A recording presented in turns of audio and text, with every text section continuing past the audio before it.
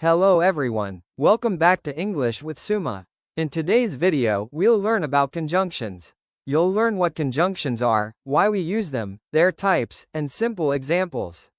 Let's get started. A conjunction is a word that joins words, phrases, or clauses. For example, I like tea and coffee.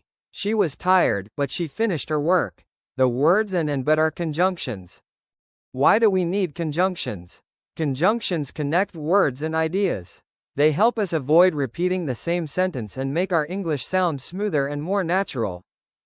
There are three main types of conjunctions.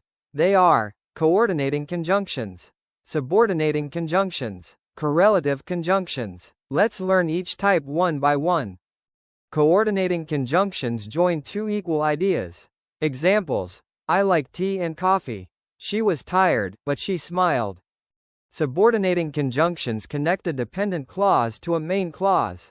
Examples: I stayed home because it was raining. Although he was tired, he continued working. Correlative conjunctions always come in pairs. Examples: either, or, neither, nor. They join equal parts of a sentence. Let's look at some common mistakes. A sentence starting with because needs a main clause. Also, use the correct conjunction to connect your ideas. Now it's quiz time. Pause the video and choose the correct answers. How many did you get right? Let's quickly recap. We learned what conjunctions are, why they are important, and the three main types. Keep practicing to improve your grammar. Thank you for watching. If you enjoyed this lesson, please like, share, and subscribe to English with Suma. In the next video, we'll learn about interjections, the final topic in our parts of speech series.